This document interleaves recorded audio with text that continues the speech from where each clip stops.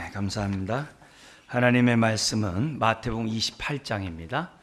마태복음 28장 18절에서 20절 말씀입니다. 우리 다 같이 한 목소리로 18절에서 20절까지 읽도록 하겠습니다. 예수께서 나와 말씀하여 이르시되 하늘과 땅의 모든 권세를 내게 주셨으니 그러므로 너희는 가서 모든 민족을 제자로 삼아 아버지와 아들과 성령의 이름으로 세례를 베풀고 내가 너희에게 분부한 모든 것을 가르쳐 지키게 하라. 볼지어다 내가 세상 끝날까지 너희와 항상 함께 있으리라 하시니라. 아멘. 오늘 말씀의 제목은 20절 끝에 있는 내가 세상 끝날까지 너희와 항상 함께 있으리라 라는 제목으로 말씀을 나누기를 원합니다. 우리가 읽었던 이 본문의 말씀은 부활하신 주님이 승천하시기 전에 제자들에게 그동안 예수님이 행하셨던 제자 삼는 사역을 12사도에게 위임하는, 내가 이렇게 사역했듯이 너희도 이렇게 사역하라, 제자 삼는 사역을 계속하라고 하는 그 위임의 그 메시지가 오늘 이 본문의 내용입니다.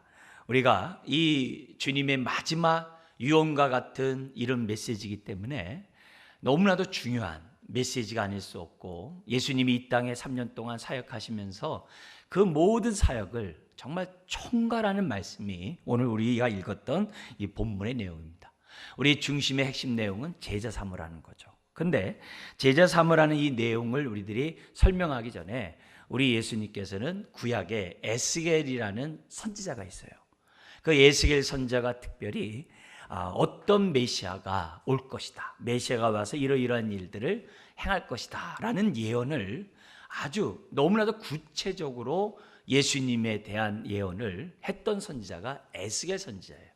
그 에스겔 선지자가 34장과 37장에서 메시아가 오면은 하나님의 구원의 역사를 이룰 텐데, 크게 네 가지 핵심 단어를 설명했어요. 그게 하나가 뭐였냐면 권세라는 단어예요. 그 권세라는 그 단어는 메시아가 어떤 분이 이 땅에 오느냐, 목자의 왕으로 오신다는 거예요. 그걸 우리 예수님께서는 오늘 내가 하늘과 땅의 모든 권세를 하나님도 받았다고 그래요. 다시 한번 예수님이 왕이시며 선한 목자라는 거예요. 그렇게 얘기하시면서 그분이 정말 내가 그동안 제자 삼는 사역을 했다, 그러니까 너희도 가서 삼으라 하면서 두 가지를 얘기를 해요. 모든 민족에게 제자를 삼으래요. 그리고 그들에게 세례를 줄 뿐만이 아니라 내가 너희에게 분부한 모든 가르침을, 그래서 마태복음에는 크게 5개 설교가 있잖아요. 산상수훈을 비롯해 가지고 그걸 갖다가 지킬 수 있도록 가르치라는 거예요. 그걸 갖다 우리 총괄해서 제자 삼는 사역이라고 그래요. 그래서 그렇게 얘기하신 다음에 마지막에 무슨 얘기하냐면은 볼지어다 내가 세상 끝날까지 너희와 항상 함께 있으리라. 그 얘기는 뭐예요? 그러니까 세상 끝날까지 뭐 하라는 거예요? 하늘과 땅의 모든 권세를 갖고 계신 주님이 너희에게 위임했으니까 너희들도 예수 그리스도의 이름으로 제자 삼는 사역을 세상 끝날 때까지 하라는 거예요. 왜요? 끝날 때까지 내가 너희와 함께 할 것이니까. 그런 얘기를 유언으로 제자들에게 말씀하게 하셨어요. 근데 이 얘기는 오늘 저와 여러분들에게 하신 주님의 명령과 같고, 이거는 우리들의 예수 그리스도를 우리를 하여금 믿게 한 하나님의 뜻, 우리의 사명, 비전의 내용이 오늘 본문 안에 있는 것을 보게 됩니다. 그래서 그동안 앞에 우리 권세, 모든 민족, 우리 가르쳐 지키게 하라, 이 3가지를 봤어요. 오늘은 4번째에 있는 내가 항상 너희와 함께 있으리라 라는 그 말씀을 오늘 좀 나누고자 해요. 너무나도 굉장히 중요한 말씀이고요. 여러분들이 설교를 들으면서 마음속에 맞아, 이 모든 것이 하나님이 나와 함께하기 위함이었고 다 함께했기 때문에 내가 오늘까지 내가 이렇게 신앙생활 하는구나, 이런 것들을 우리가 깨달으면서 오늘 말씀에 여러분들이 반응하시면 감사하겠습니다.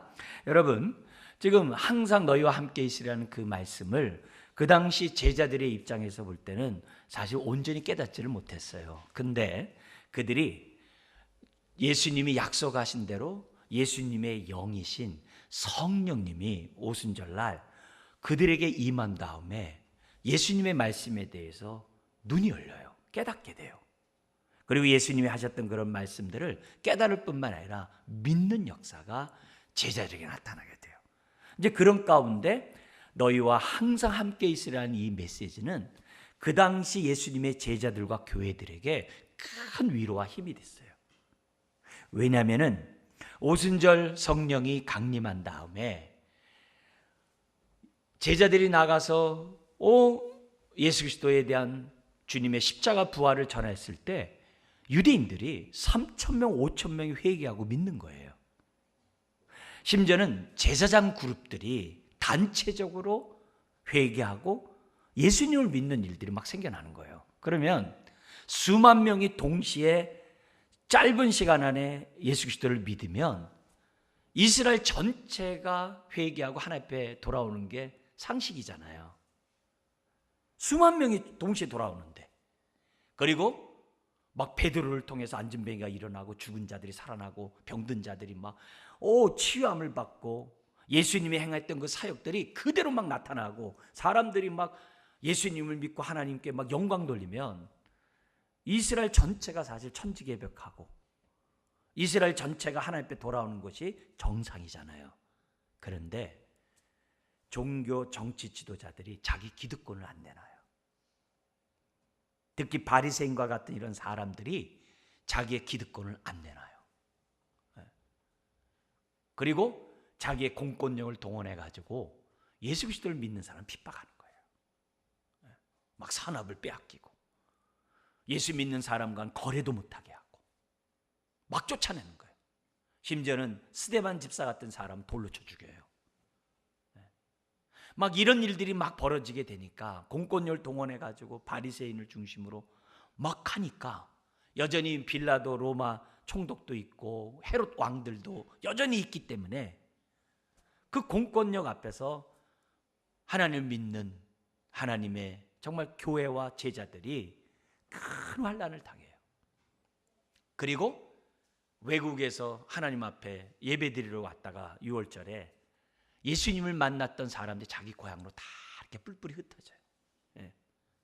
근데 여전히 그들에게 많은 핍박과 환난이 있는 거예요. 그런 사람들에게 가장 듣고 싶은 말이 뭐겠어요? 가장 중요한 위로와 힘이 되는 말씀이 뭐겠어요? 내가 너희와 항상 함께 있으리라는 말씀인 거죠. 그래서 그들은 성령님을 통해서 하나님이 나와 함께 하는구나, 우리와 함께 하는구나, 그런 환난과 핍박 속에서 예수 믿는 사람이 자꾸 생겨나는 거예요. 그런 환난 핍박 속에서도 많은 능력들이 나타나요. 심지어는 저 이방으로 피난 갔던 그런 사람들이 저 북쪽의 안디옥 그쪽에서 유대인과 이방인이 예수님을 믿고서 교회가 세워지는 거예요. 그러니까 가는 곳마다 막 교회들이 세워지는 이런 일들이 생겨나요. 근데 여전히 뭐예요? 큰 환난과 핍박이 있는 거예요. 그렇지만 그들은 흔들리지 않았어요. 왜요? 내가 너희와 항상 함께 하시라는 그 약속에 따라 우리 주님이 성령으로 함께 하심을 그들은 경험했기 때문에 오늘 이 마태복음 마지막에 있는 이 말씀은 이게 예수님이 승천하신 다음에 30년이 지난 다음에 쓰여진 성경책이거든요. 그걸 생각해 보면은 그 당시 사람들이 마태복음 보면서 위로를 받는 거죠.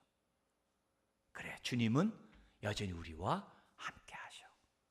얼마나 큰 위로와 힘을 얻은지 몰라요. 그리고 이 말씀에 따라서 어떻게 돼요? 환난과 핍박이 있어도 그들은 제자 삼으라는 이 사역을 감당하기 위해서 복음을 전했고 외국에까지, 여러분도 잘 아는 뭐 베드로와 요한 이런 사람들은 막 저 스페인, 우리 포르투갈 뭐 이런 데까지 막 가고 바울 같은 경우에는 막 지중해 연안을 막 다니면서 선교를 하잖아요. 어떻게 그게 가능해요? 예수님이 그들과 함께했기 때문에. 너희와 영원토록 함께, 항상 함께 있으라는 그 약속에 따라 함께했기 때문에 제자들이 땅끝까지 이르러 제자 삼는 사역을 감당했던 것을 보게 됩니다. 자, 그런데 제가 여러분들에게 예수님의 이 마지막 위임 말씀을 가지고 마태복음을 썼다고 그랬어요. 그래서 우리 첫 번째 권세인 것처럼 예수님은 선한 목자시고 왕이시다 라는 입장에서 마태복음이 쭉 기록되어 있고, 동시에 뭐가 있어요? 모든 민족에게 정말 세례를 줌으로 제자를 삼고, 또 내가 너에게 가르쳐 분부한 것들을 가르쳐 지키게 하는 그 말씀에 따라서 예수님의 특별히 5가지 설교, 산상수훈을 비롯한 5가지 설교가 마태복음에 쫙 기록되어 있다 그랬어요. 근데 지금 마지막에 있는 내가 너희와 항상 함께 있으리라라는 이 말씀이 마태복음 어디에 나와요? 제일 끝에 나왔으니까 어디 나와야 돼요? 제일 앞에 나와야 되겠죠. 마태복음 1장에 나와요. 마태복음 1장이 처음에 족보가 나와요. 예수님은 다윗의 후손으로 이 땅에 오신 분이라는 그걸 증명하기 위해서 구약의 역사를 족보로 쫙 얘기를 해요. 그리고 나서 첫 번째 나타난 사건이 1장 18절 이하에 나오는 사건이에요.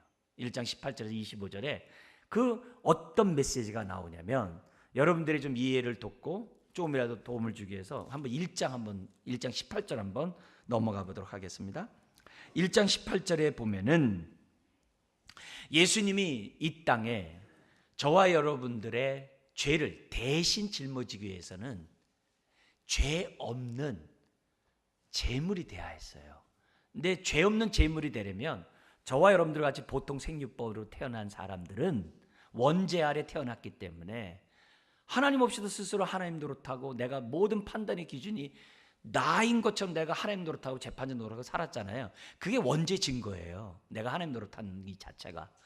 그래서 그런 죄인으로서는 남을 위해서 대신 죽을 수가 없어요. 그러니까 어떻게 돼요? 성령으로 잉태돼야만 해요. 왜요? 죄 없는 제물이 돼야 되니까. 그래서 죄 없는 제물이 인간이 안 되니까 하나님의 아들이 직접 성령으로 잉태되어 이 땅 가운데 오신 분이 예수님이에요. 그래서 그 사실을 마리아에게 얘기를 한 겁니다. 그러니까 마리아가 그 얘기를 해가지고, 우리 그 사건은 여기서 좀 약하도록 하겠습니다. 그러니까 마리아가 아멘 하고 가브리엘 천사의 그러한 너가 성령으로 잉태될 것이라는 것에 아멘 하고 잉태가 돼요. 근데 그때 약혼한 사람이 있었는데 다윗의 후손 요셉인 거예요. 자기랑 정혼한 약혼한 마리아가 임신한 그 사실을 요셉이 접하니까 어떻게 돼요? 있을 수 없는 일이거든요. 나랑 동침도 안 했는데 어떻게 잉태를 하냐 이거예요. 그러니까 요셉의 입장에서 볼 땐 보통 이 충격적인 얘기가 아닌 거예요. 근데 성경의 1장 19절에 그 요셉은 의로운 사람이라고 그래요. 성경에서 의라는 얘기는 하나님과의 관계가 올바르다 이 말이에요. 하나님의 마음을 알고 하나님의 뜻 가운데 살아가는 사람을 의라는 표현으로 씁니다. 그러니까 요셉이 기도하는 사람이고 하나님을 잘 알았던 사람이었기 때문에 이 문제를 그 당시 법에 따라 해결하지 않아요. 그 당시 법은 뭐예요? 나랑 결혼하기 전에 잉태하면요 돌로 쳐 죽여야 됩니다. 근데 요셉의 입장에서 마리아를 볼 때 그런 아내가 아닌 거예요. 물론 정식적인 아내는 아닙니다. 약혼을 했지만 그 집안에 들어가서 잔치를 벌이고 나서야 결혼이에요. 근데 요셉은 의로운 사람이에요.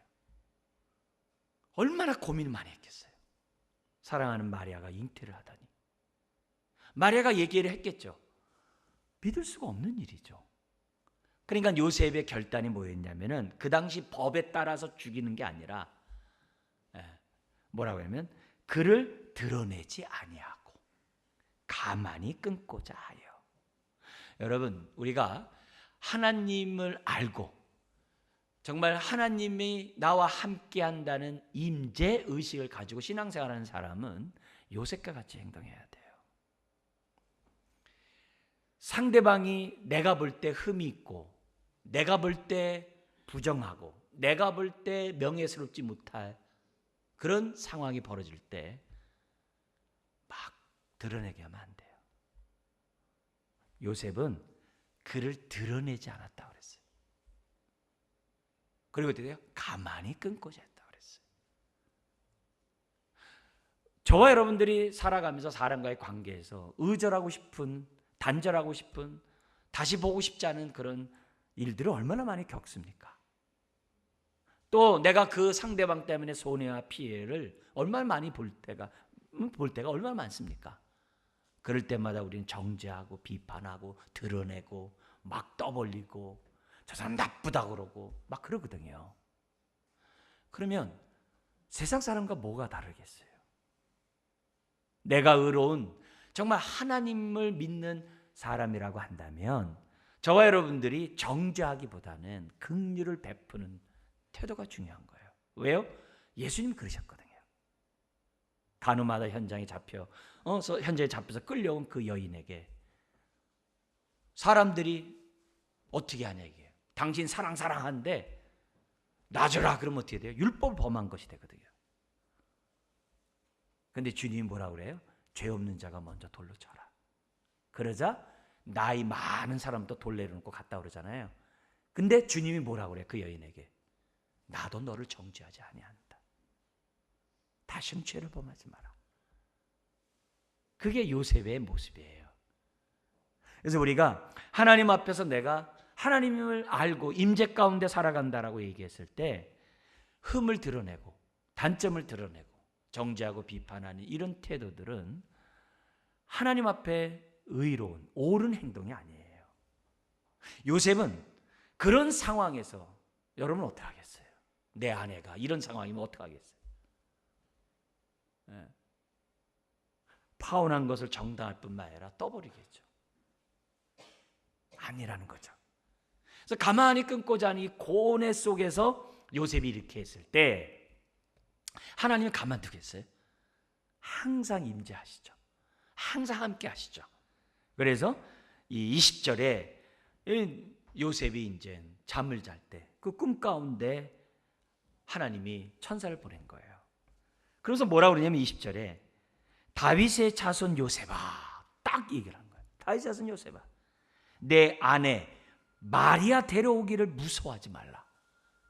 아직 정혼한 상태이기 때문에 약혼한 상태이기 때문에 동거를 안 했기 때문에 아내는 아니거든요. 근데 뭐라면 내 아내 마리아 데려오기를 무서워하지 말라. 그에게 잉태된 자는 성령으로 된 것이라. 어떤 다른 남자에서 된 것이 아니라는 거예요. 성령으로 된 것이라고 딱 얘기를 해요. 그러면서 21절 매우 중요한 말씀하는데요. 같이 한번 읽겠습니다. 아들을 낳으리니 이름을 예수라 하라. 이는 그가 자기 백성을 그들의 죄에서 구원할 자이심이라 하니라. 아들을 낳을 것인데 이름을 예수래요. 예수란 자체가 구원자란 뜻이에요. 근데 어디서 구원하냐? 그 당시 이스라엘 사람들은 로마의 속국이었어요. 그래서 로마의 속국이기 때문에 이스라엘 사람들은 메시아가 와서 정치적으로 자기네들을 구원해 주기를 원했어요. 근데 정치적인 구원이 아니라 영적으로 죄에서 구원. 정치적인 것보다 더 심각한 상황이 뭐냐면 죄로부터의 구원이거든요. 그래서 죄에서 그들을 자기 백성을 구원할 자임이라 또 그러는 거예요. 그리고 나서 중요한 얘기를 합니다. 22절에 이 모든 일이 된 것은 주께서 선지자 이사야 선지자로 하신 말씀을 이루려 하심이니 이르시되 같이 한번 읽어볼까요? 보라 처녀가 잉태하여 아들을 낳을 것이요 그 이름은 임마누엘이라 하리라 하셨으니 이를 번역한즉 하나님이 우리와 함께 계시다 함이라. 예수님을 갖다가 뭐라고 얘기해요? 임마누엘이라고 그래요. 그러니까 예수님과 임마누엘이라는 단어가 뭐예요? 같은 의미라는 거잖아요. 그잖아요? 근데 임마누엘이라는 뜻이 뭐냐면 우리와 함께 계시다. 누가? 하나님이. 예수님이 누구냐? 하나님이 우리와 함께 하신다는 화신이라는 거예요. 실체라는 거예요. 그 얘기를 하는 거예요. 그리고 24절에 요셉이 잠에서 딱 깨어놓은 거예요. 깨어나니까 어떻게 돼요? 주의 사자의 분부대로 행하여 그의 아내를 데려왔으나 아들을 낳기까지 동침하지 아니하더니. 그러니까 의로운 요셉이니까 아니하더니 나음의 이름을 뭐라고 그래요? 예수라 하니라. 그러니까 자기 꿈대로 지금 뭐예요? 행했다는 말이에요. 우리 성경은 다 번역되지 않았습니다만 25절 그 앞에 뭐냐면 나음에 그리고 그 이름을 예수라 하라. 그리고 그란 단어가 들어가 있어요. 근데 이 얘기가 앞에 21절에서도 다 들어가 있던 얘기예요. 강조하고 있는 얘기거든요. 그러니까 이런 모습에서 여러분 뭘 느껴요? 지금 마태복음 처음 시작하면서 뭐 얘기하는 거예요? 임마누엘 얘기했어요. 함께하리라는 얘기를 했어요. 그러니까 예수님이 마지막에 하신 말씀도 뭐예요? 임마누엘이에요. 함께하겠다는 거예요. 근데 그 함께하리라는 그 메시지가 이미 뭘로 나타난 거예요? 마태복음 1장에서부터 지금 딱 나타나요. 그러니까 결국 뭐예요? 마태복음은 처음과 끝이 뭐예요? 임마누엘이에요. 하나님이 우리와 함께 하신다라고 하는 그 복음을 전달하고 싶어서 쓴 것이 뭐냐면 마태복음이라는 거예요. 그래서 우리는 예수님이 이 땅에 오심으로써 우리의 죄를 구원하셨어요. 근데 그걸 다른 말로 하면 뭐예요? 우리를 구원했다는 말은 무슨 말이에요? 하나님이 함께 하신다는 약속에 따라 우리와 함께 하셨다는 뜻이에요. 그게 예수님이 우리 죄를 구원했다는 그 말을 동전 뒷면으로 얘기하면은 하나님이 약속하신 대로 이 땅에 오셔서 우리와 함께 하셨다는 뜻이 구원이에요. 왜요? 함께 하는 곳에는 구원이 일어나거든요. 그래서 우리가 임마누엘이라는 이 단어를 오늘 우리가 특별히 마태복음을 통해서 우리들이 분명히 마음판에 새기시고 하나님의 임재, 하나님의 임마누엘, 하나님이 나와 함께한다는 이 복음이 마태복음에서는 핵심적인 복음이라는 사실을 저와 여러분들이 잊어서는 안 돼요. 더구나 유대인들은 누구의 속국이요? 로마의 속국이라 했어요. 그동안의 강대국의 속국이었다 지금은 로마의 속국이에요. 로마의 속국 가운데 그들의 가장 큰 외침이 뭐예요? 하나님 빨리 독립시켜주세요, 그거잖아요. 모세와 같은 하나님이 정말 제2의 모세를 이 땅에 보내주시겠다고 신명기에서 예언하셨는데 모세가 애굽에서 이스라엘을 구원했듯이 지금 다시 모세를 보내시는 그 모세를 인해서 로마로부터 우리를 구원해 주세요. 그게 그 당시 예수님 당시의 유대인들의 학수고대, 정말 함께 하시는 약속을 달라고 그들은 정말 목매어 기다리고 정말 있었거든요. 근데 이런 모습에서 마태는 무슨 얘기하는 거예요? 바로 그 함께 하시겠다라는 그 약속이 성취됐다는 거예요. 누구를 통해서요? 예수님을 통해서 성취됐다는 것을 1장에서부터 지금 뭐예요? 마지막까지 우리들에게 설명하고 있어요. 그래서 유대인들을 위한 복음서인 이 마태복음은 나중에 이제 30년 이게 지난 후에 이렇게 우리가 쓰여졌다고 우리가 생각해 볼 때 그 후에 유대인들이 이걸 볼 때마다 무슨 생각해요? 아, 정말 구약에서 예언한 그 약속대로 하나님이 자기 백성을 찾아오셔서 영원토록 함께 하신다는 게 맞네. 예수님을 통해서 그것이 성취됐네. 그런 사실을 그 당시 유대인들은 깨닫게 되는 거죠. 그리고 예수님을 믿는 그런 은혜를 체험하게 된다는 거죠. 여러분, 마태복음은 마가복음하고 좀 달라요. 마가복음도 똑같이 예수님에 대해서 기록을 했는데 마가복음의 목적은 1장 1절에 나타나요. 하나님 아들 예수 그리스도의 복음의 시작이라, 이렇게 시작해요. 다시 말하면 마가복음은 예수님이 하나님의 아들이고 예수 그리스도, 그리스도가 메시아, 구원자라는 뜻이거든요. 그분이 그리스도이다라는 것을 증명하기 위해서 마가복음이 기록돼요. 그래서 16장이 마가복음인데 그 중에 8장이 예수님의 십자가의 죽음을 얘기해요. 왜요? 십자가 없이 그리스도 구세주가 안 되니까. 그리고 구세주가 되기 위해서 하나님의 아들이 아니면 죄 없는 제물이 될 수가 없거든요. 그래서 그 부분을 강조해요. 근데 마태복음은 똑같은 사건을 기록하면서 강조점이 어디 있다고요? 하나님이 우리와 함께 하신다는 약속에 따라 그 약속을 지키시기 위하여 예수님을 보내셨고 그 예수님의 일거수일투를 통해서 하나님이 함께 하심을 보여주셨고 그리고 부활 승천하심으로 우리 주님 뭐예요? 마지막으로 왜냐하면 주님이 십자가에서 우리의 죄를 씻으셔야 하지만 우리가 깨끗한 마음이 되잖아요. 거룩한 하나님이 부정한 죄 많은데 어떻게 거해요? 예수님이 죽으시고 부활한 이유도 뭐예요? 우리와 영원토록 함께하기 위함이거든요. 그걸 강조한 것이 마태복음이었다는 것을 우리는 기억해야 돼요. 그래서 다른 마가, 누가, 요한복음과 달리 유대인들은 구약의 말씀에 따라 메시아를 기다리고 있거든요. 그러니까 마태복음에 뭐가 맞냐면은 구약의 이런 예언의 말씀을 응하려 함이라. 예언의 말씀을 응하려 함이라. 그 얘기가 계속 나오는 거예요. 하나님의 예언의 말씀을 응하려 함이라라는 그 말씀 통해서 그 당시 유대인들을 뭘 느끼는 거예요? 우리와 함께 하신다는 그 약속에 따라 정말 이 땅에 오신 것이 맞구나.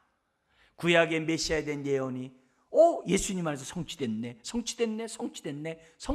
그걸 통해서 그들은 뭐라는 거예요?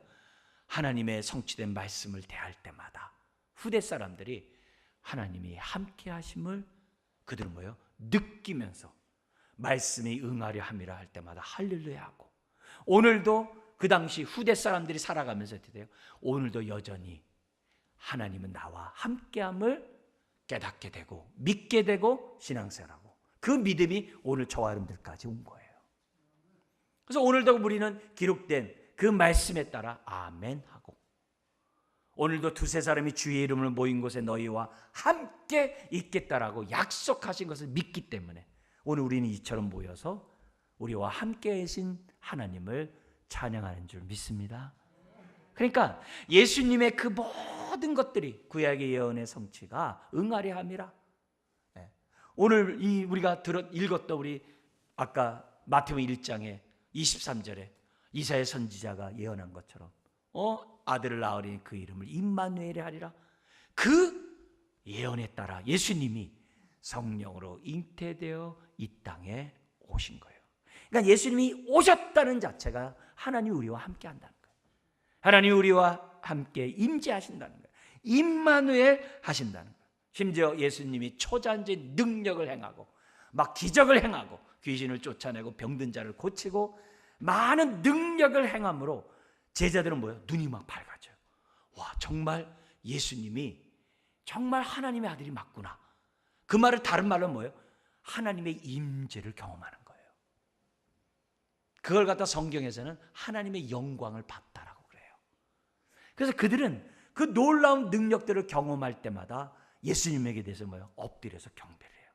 진실로 하나님의 아들이시구나. 가장 대표적인 것이 뭐냐면은 마태복음 14장에 보면은 예수님이 오병이의 역사를 일으키세요. 떡, 물고기, 오병이어 아시잖아요. 그래서 우리 그 오병이어로 5,000명이 먹고 그들이 뭐예요? 12강조해야 되는 양식을 갖다가 얻게 됩니다. 거기서 뭘 경험을 해요? 모세 시대의 광야에서 하늘에서 만나를 먹이듯이 이 광야에서 제2의 모세이신 예수님을 통해서 뭘 경험해요? 하늘의 만나를 경험한 거예요. 그런 경험하니까 제자들이 어떻게 돼요? 너무 좋을 거 아니에요. 왜? 내가 그 제자니까. 백성들이 이런 예수님을 갖다가 그들이 뭐예요? 모세와 같은 선지자인 줄 알고 왕으로 막 삼고자 했어요. 임금을 삼고자 했어요. 왜요? 이 사람이라면은 우리를 로마로부터 우리는 해방시킬 거야 생각하면서 예수님을 왕으로 삼고자 했어요. 근데 예수님은 정치적인 독립이 아니라 죄로부터의 구원이 더 궁극적인 목적이잖아요. 독립해가지고 유다가 로마를 압제하면 그게 뭐예요? 아무것도 아니잖아요. 그 로마 사람들 누가 구원해요? 그게 아니잖아요. 그러니까 그런 사건을 경험하니까 어떻게 돼요? 제자들은 으쓱거리고 막 있는데, 동요되고 있는데 우리 주님 제자들은 막 쫓아내요. 저 건너편으로 가라. 배 타고 보내요. 그리고 나서 주님이 어떻게 돼요? 한적한 산에 올라가서 기도하세요. 본데 밤 사경에 깜깜한 밤 중에 우리 주님이 제자들의 모습을 보니까 풍랑을 만나가지고 괴롭게 노를 짓고 있는 거예요. 배가 파산하게 되는 거예요. 그러니까 우리 주님이 어떻게 돼요? 급하게 바다 위로 걸어오셔가지고 제자들 앞에 나섰는데 제자들이 깜짝 놀란 거예요. 왜? 유령이다 그런 거예요. 그랬을 때 예수님이 제자들에게 뭐라고 그러냐면요. 나니 두려워 말라. 그러자 풍랑이 잔잔케 되고 제자들이 엎드려서 예수님을 하나님의 아들이라고 경배를 해요. 뭘 느낀 거예요? 하나님의 임재를 느낀 거예요. 그래서 엎드리고 하나님의 아들이라고 경배를 해요. 자, 근데 거기서 예수님이 하신 중요한 말씀이 있어요. 풍랑이 잔잔케 되는 건요, 그건 부수적인 거예요. 뭐가 제자들에게 충격적인 말씀이었냐면은 예수님의 입에서 나온 말씀 뭐예요? 나니. 우리 성경 나니로 번역했는데 이게 뭐냐면 I am이라는 단어예요. 우리 영어로는. 근데 히브리 말로는 뭐냐면 여호와라는 단어예요. 근데 여호와라는 단어의 그 본래 뜻이 뭐냐면은 처음 나온 게 출애굽기 3장 14절에 있어요. 뭐냐면은 애굽에게 종노릇하는 이스라엘을 구원하기 위해서 하나님이 모세를 불러가지고 모세를 보냅니다. 너 가가지고 내 백성을 구원해내라. 그러니까 모세가 그 사람들 앞에 내가 누가 보냈다라고 말하리까 이렇게 얘기를 해요. 누가 보내서 내 백성을 구원하라고 얘기했어요. 누가 믿겠습니까 나를? 그때 우리 여호와 하나님이 모세에게 그래요. I am. 스스로 있는 자가 너를 보냈다고 해라. 스스로, 여호와란 단어가 스스로 있는 자란 뜻이거든요. 그 영어로는 I am이라고 그래요. 그러니까 우리 성경은 나다 이 말이에요. 그러니까 그 여호와 하나님의 그 나다라는 그 단어를 지금 누가 쓰고 있는 거예요? 예수님이 쓰고 있는 거예요. 그러니까 하나님이 함께하는 건 뭐가 돼요? 구원이 이루어지죠. 그게 뭐예요? 풍랑이 잔잔케 되는 하나님의 역사가 나타났다는 거예요. 그러니까 마태복음에 보면은 예수님의 일거수 하나 말씀이나 행동 그 모든 것들이 다 뭐예요? 하나님의 임재를 보여주는 거예요. 하나님의 영광을 보여주는 거예요. 하나님이 우리와 함께함을 다 경험시켜 주는 거예요. 이 하나하나가, 모든 사건 하나하나가. 심지어 예수님이 죄인과 세리의 친구가 돼요. 죄인과 세리와 함께 식사하면서 교제를 해요. 이건 그 당시 율법에 의하면은 죄인과 같이 있는 사람은 죄를 범한 것으로 법에 돼 있어요. 그래서 안식일을 거룩히 지키려고 하는 사람은 와서 고백하기를 저는 한 주간 죄인과 세리와 교제하지 않았습니다. 이렇게 고백을 했어요. 근데 우리 주님 뭐예요? 그 법을 깨트리고 죄인과 세리와 함께 교제하고 식사해요. 뭐예요? 우리 하나님께서 잃어버린 영혼을 찾으러 이 땅에 오신 선한 목자라는 거거든요. 그러니까 예수님이 이처럼 잃어버린 자를 찾기 위해서 죄인과 세리를 구원하시는 이 모든 사건이 뭐예요? 하나님의 임마누엘의 사건이라는 것을 보여준 거예요. 삭개오 같이 이렇게 세리장 그런 자에게도 뭐예요? 찾아오셔서 언제 봤다고? 삭개오야 오늘 내가 너희 집에 거하겠다. 그러니까 삭개오가 거기서 하나님을 만나는 거예요. 그래서 내 재산의 반을 가난한 자에게 주고 남의 것을 내가 토색한 것이 있으면 4배나 갚겠습니다 하면서 뭐예요? 하나님의 임재를 경험해요. 그러니까 예수님 뭐라 그래요? 오늘 이 집에 구원이 이르렀다. 모든 사건이 하나님의 임재였다는 거죠. 마태가 많은 설교를 기록한 이유도 다른 게 아니에요. 산상수훈이 우리가 마태복음 5장, 6장, 7장의 팔복의 메시지가 산에서 이루어졌잖아요. 그래서 우리는 산상설교라고 그러잖아요. 그 산상설교를 통해서 마태가 유대인들의 주고자 하는 이미지가 뭐예요? 제2의 모세라는 거예요. 왜냐하면 모세는 시내산에서 십계명을 받았잖아요. 새 시대에 하나님의 백성에게 하나님이 말씀을 주는데 팔복을 주는 거예요. 십계명이나 팔복이나 그 정신은 똑같은 거거든요. 내용은 똑같은 얘기거든요. 그러니까 거기서 뭘 이미지를 주는 거야? 산에서 십계명을 받듯이 산에서 뭐예요? 그들이 뭐예요? 팔복을 받아요. 근데 모세는 어떻게 돼요? 하나님부터 받았어요. 근데 예수님 뭐예요? 직접 팔복의 메시지를 전해요. 무슨 말이냐? 제2의 모세지만 모세보다 뛰어난 하나님의 아들 모세라는 거죠. 모세보다 뛰어난 하나님의 아들이라는 거죠. 그걸 예수님 보여줘요. 지금 이 마지막 유언도 어디서 이루어져요? 갈릴리의 어떤 산에서.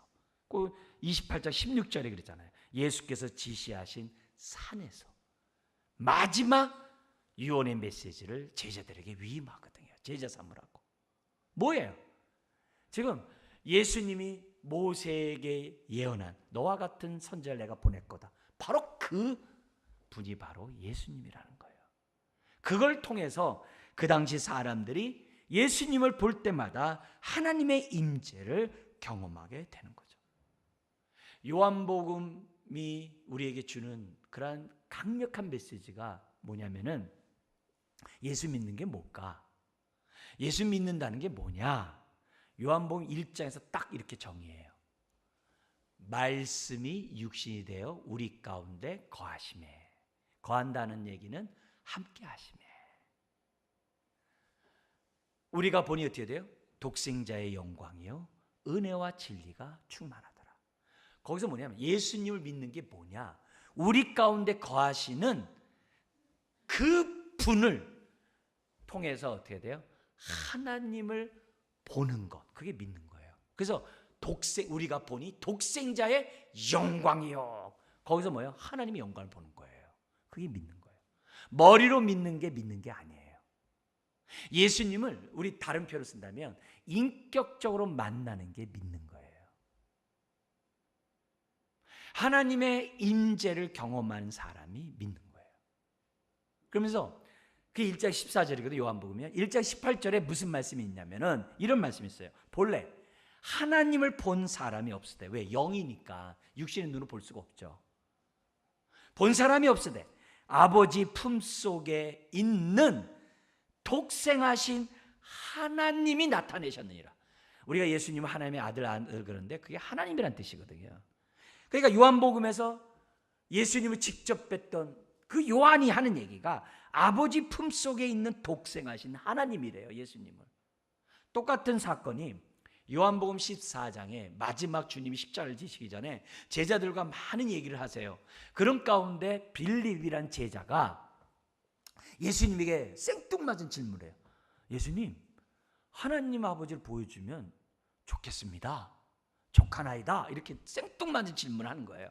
3년 동안 쫓아다녔는데 요한은 예수님을 보고서 하나님의 영광이라고 딱 얘기했는데 빌립은 생뚱맞게 하나님 보여주면 믿겠습니다. 이렇게 얘기를 하는 거예요. 그러니까 예수님이 요한복음 14장 이하에 무슨 얘기를 하시냐면 첫 번째 이렇게 얘기를 해요. 예수께서 이르시되 빌립아 내가 이렇게 오래 너희와 함께 있으되 내가 나를 알지 못하느냐? 우리 그 다음 읽겠습니다. 시작. 나를 본 자는 아버지를 보았거늘 어찌하여 아버지를 보이라 하느냐? 그 다음도 보세요. 내가 아버지 안에 거하고 아버지는 내 안에 계신 줄을 내가 믿지 아니하느냐? 내가 너희에게 이르는 말은 스스로 하는 것이 아니라, 그 다음 읽어볼까요? 아버지께서 내 안에 계셔서 그의 일을 하시는 것이라. 아버지가 예수님 안에, 예수님의 아버지 안에 하나라는 거예요. 네? 그러면서 뭐냐면 내 안에 있는 아버지께서 지금 말씀하고 있는 거라는 거예요. 그 다음 기절을 보십시오. 내가 아버지 안에 거하고 아버지가 내 안에 계심을 믿으라. 우리 그 다음 한번 읽어볼까요? 그렇지 못하겠거든 행하는 그 일로 말미암아 나를 믿으라. 예수님이 나타나는 모든 행적들, 그런 것들 다 십자가 부활 다 포함해서 행하는 모든 일을 통해서 나를 믿으라. 나를 본 자는 아버지를 봤다라고 예수님이 말씀해요. 그러니까 그 당시 제자들은 예수님을 볼 때마다 하나님을 보는 거예요. 오늘 우리들이 십자가에 예수님을 볼 때마다 하나님을 보는 거예요. 오늘 그 십자가의 사랑을 경험하는 게 뭐예요? 하나님을 만난 거예요. 하나님의 임재를 우리가 경험한 거라는 것을 우리들에게 보여주고 있는 거예요. 그러니까 모든 게 하나님의 임재예요. 여러분, 예수님이 우리 아까 마지막 위임하면서 제자 삼으라는 것이 중요한 핵심 사역이라 했잖아요. 그 제자 삼는 것도 똑같은 거예요. 제자 삼는 것도 뭐냐? 하나님의 임재 가운데 너희들이 살아가고 다른 사람들로 하여금 하나님의 임재 가운데 살아가게 하는 것이 제자 삼는 거라는 거예요. 그래서 제자를 부르신 목적이 마가복음 3장 14절 15절에 이렇게 기록되어 있어요. 똑같은 제자 삼는 이런 사역을 얘기하면서 마가복음 3장 14절 15절에 제자 삼는 목적이 뭐냐? 우리 한번 보면은 성경에 보면 이렇게 되어 있어요. 이에 12를 세우셨으니, 이에 12 세우셨으니, 그 다음 읽어볼까요? 이는 자기와 함께 있게 하시고, 중요한 거예요. 자기와 함께 있게 하시고, 제자를 삼는 첫 번째 목적이 뭐라고요? 임마누엘 하기 위해서, 함께 하기 위해서. 그리고 그 다음 두 번째 목적이 나와요. 그 다음 읽어볼까요? 또 보내사 전도도 하며 귀신을 내쫓는 권능도 가지게 하려 함이라. 그럼 왜 전도하고 귀신을 쫓는 거예요? 그 사람으로 하여금 하나님을 경험하라고. 귀신이 쫓아가는 곳에는 하나님이 함께하는 역사이기 때문에 쫓아나가는 거거든요. 그래서 귀신이 쫓아나가는 게 초점이 아니라 하나님이 나와 함께 했네, 이게 초점이라는 거예요. 내가 기도 응답 받는 거 너무 좋다, 그게 아니라 나와 하나님이 함께 하는구나. 그러니까 기도 응답이 있잖아요. 함께 하는 게 초점이라는 거예요. 그 얘기를 제자를 부르신 목적 가운데 나타나요. 그러니까 오늘 우리들이 신앙생활하면서 모든 것들이 다 뭐예요? 하나님이 함께 하기 때문에 내가 죄사함 받고 의롭다함 받고 예수도 믿는 거고 오늘도 신앙생활 하는 거예요. 하나님이 함께 하지 않으면 아무것도 이루어지지 않아요, 신앙생활이. 그래서 내가 이렇게 신앙 예배 드릴 때마다 뭐예요? 하나님이 나와 함께 해서 내가 오늘 예배 드릴 마음을 주셨네. 다 그거예요. 내가 하나님 말씀을 내가 깨닫게 되고 아멘해요. 이게 하나님이 함께 했기 때문에 깨닫는 거네. 반대로 얘기하면 뭐예요? 하나님 말씀을 들어도 깨닫지 못하는 건 뭐예요? 하나님께 기도해야 돼요. 함께 해주세요. 깨닫게 해주세요. 내가 믿음 생활 제대로 안 돼요. 함께 해주세요. 순종이 제대로 안 돼요. 함께 해주세요. 하나님 말씀 좀 기억나게 해서 나 좀 순종해 해주세요. 함께 해주세요. 모든 게 다 함께해요. 그래서 제자 삼는 건 뭐예요? 함께 하기 위해서, 인격적인 교제를 나누기 위해서, 인격적인 관계를 맺기 위해서. 그래서 제자들이 예수님을 믿고 인격적으로 만난 그 결과 어디까지 가요? 죽기까지 충성하는 거예요. 8개의 복 중에서 마지막 복이 뭐예요? 의를 위하여 박해, 핍박을 받는 자들이 복이 있다고 그랬어요. 의를 위하여 박해를 받는 자는 복이 있나니 천국이 그들의 것이며. 어떻게 박해를 받습니까? 근데 가요. 왜요? 부활의 주님이 자기와 함께함을 아멘하기 때문에, 예수님을 만났기 때문에. 연인들끼리도 사람들끼리도 만난 인격적인 관계가 있으면 그 상대방을 위해서 모든 희생을 다 지불하잖아요. 하물며 하나님의 아들 주님을 만났는데 내가 박해를 받는다고 예수님 배반해요? 그럴 수가 없다는 거죠. 모든 이런 삶이, 제자들이 이런 끝까지 박해까지도 받는 이유는 뭐냐? 주님을 인격적으로 만났기 때문에 되는 거예요. 왜 부모와 자식 간의 관계에서 그 부모가 이렇게 자식에게 막 헌신하고, 또 특히 말하는 우리 엄마가 왜 자녀를 위해서 자기 목숨을 왜 줘요? 인격적인 관계가 있기 때문에 주는 거죠. 신앙은 그거예요.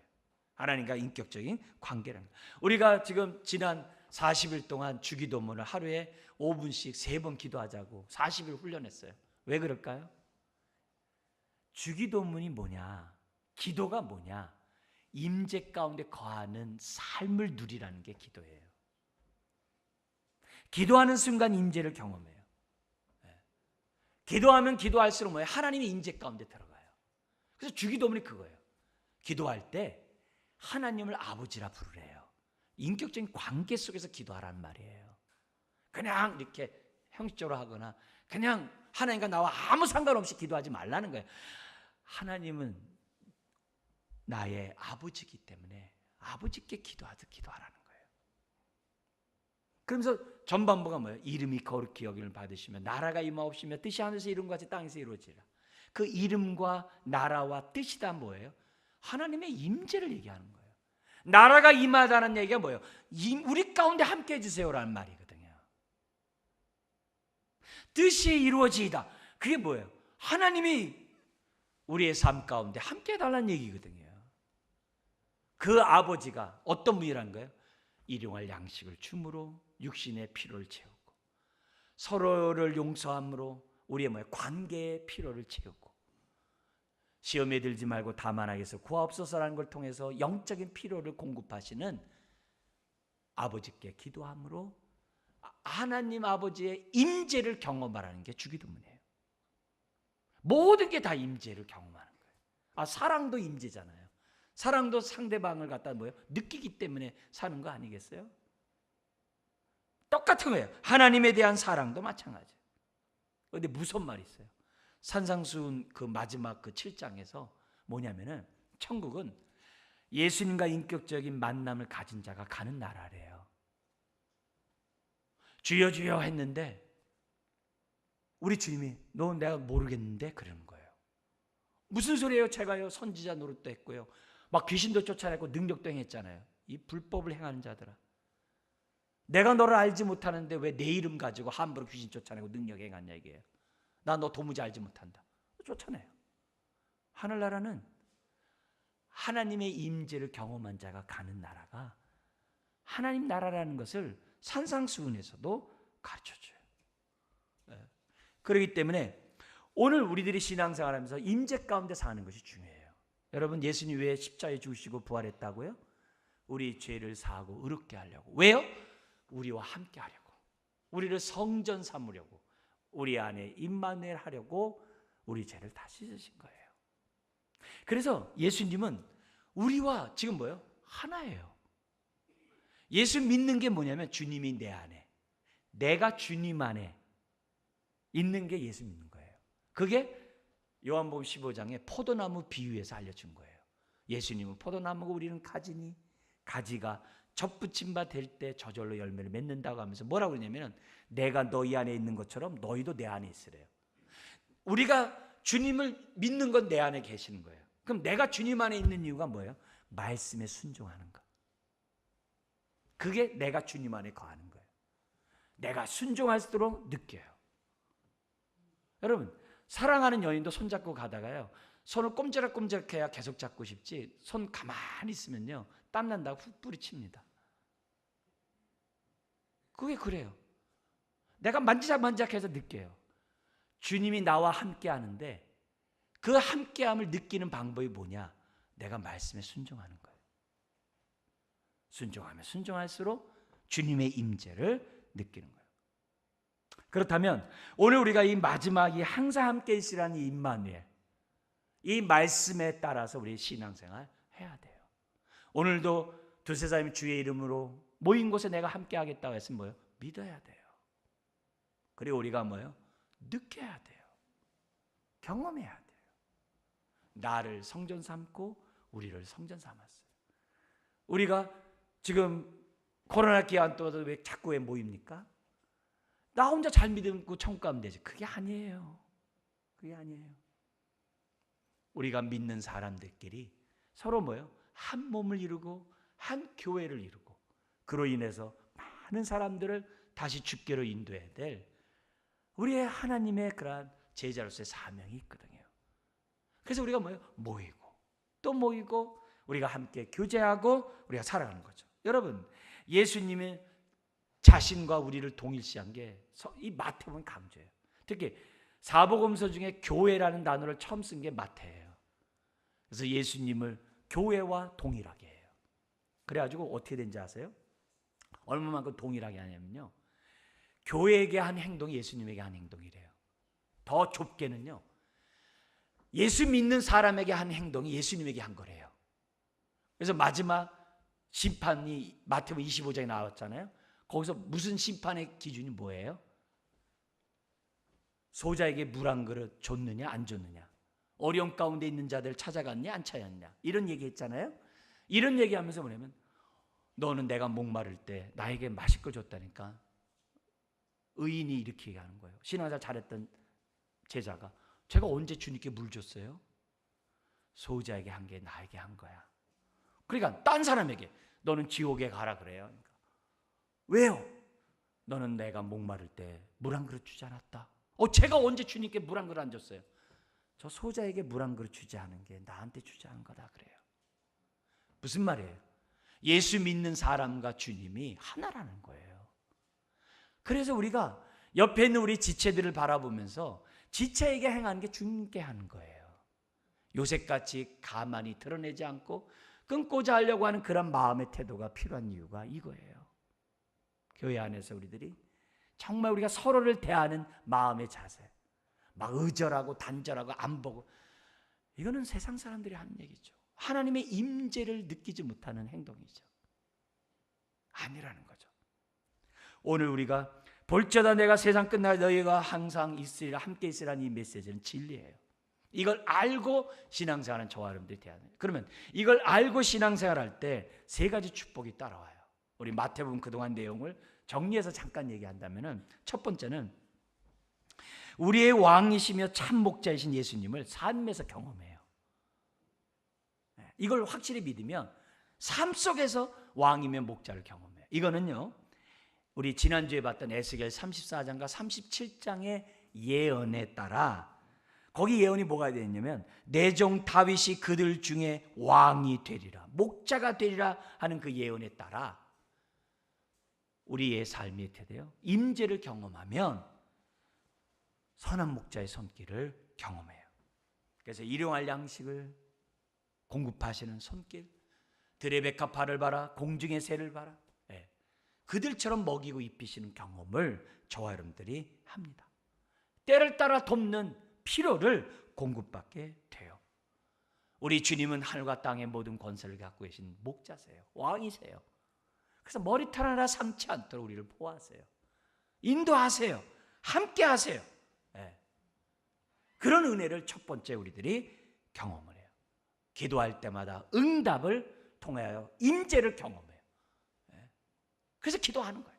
두 번째, 우리가 이런 임재 속에서 우리가 살아갈 때 어떤 축복이 우리들에게 오느냐? 두 번째는 하나님을 만나는 하나님의 성전이 되는 경험을 삶 속에서 해요. 늘 우리가 뭐예요? 하나님의 성전으로 늘 함께 하시는 주님을 경험해요. 그게 에스겔 34장 37장에 무슨 예언이 있었어요? 나의 성소를 그들 가운데 두리라 라는 그 예언이 성취가 돼요. 그래서 주님을 늘 내 안에서 만나요. 내 안에 계신 주님을 통해서 우리는 어떻게 돼요? 주님과 교제해요. 그리고 그 성전에는 반드시 하나님의 의와 희락과 화평이 솟아나게 돼 있어요.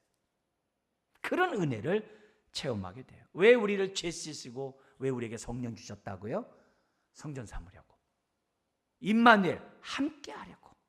그래서 우리로 하여금 영육간의 축복의 통로가 되라고 우리를 죄 씻고 우리에게 성령을 주신 이유가 다른 게 아니에요. 성전 삼으려고. 성전 삼으려고. 그래서 우리가 신앙생활하면서 하지 말아야 될 행동이 뭐예요? 하나님의 마음을 아프게 하면 안 돼요. 함께하는 주님을 무시하면 안 돼요. 우리 문전박대하는 거, 뒷방 그렇게 하면 안 돼요. 항상 우리와 함께하신 주님과 가까워야 돼요.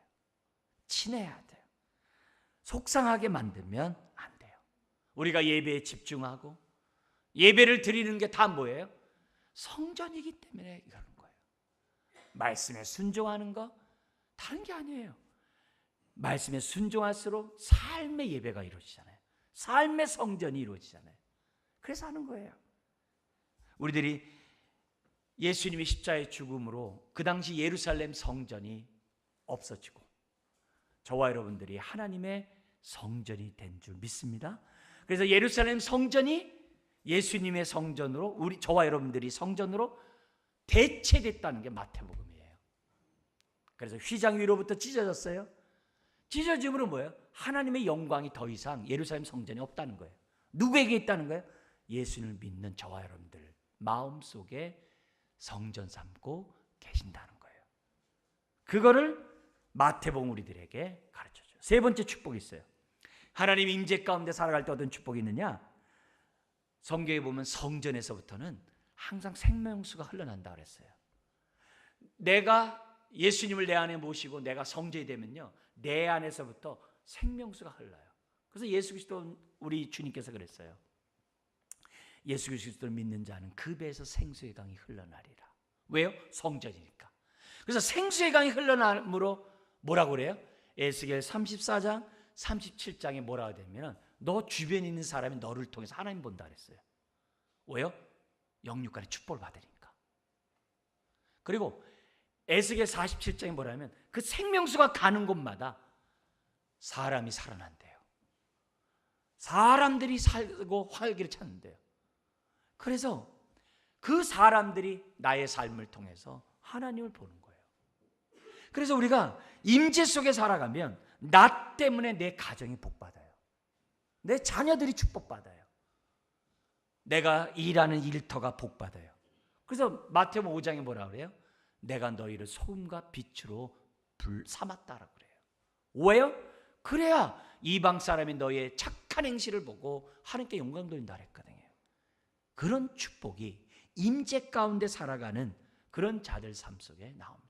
말씀을 마치겠습니다. 볼지어다 내가 세상 끝날까지 너희와 항상 함께 하시리라. 이 말씀 때문에 오늘 우리가 이처럼 모여서 예배하는 거예요. 그리고 말씀을 듣고 그 말씀대로 순종하려고 하는 거예요. 또 이 말씀이 있기 때문에 미래가 걱정이 안 돼요.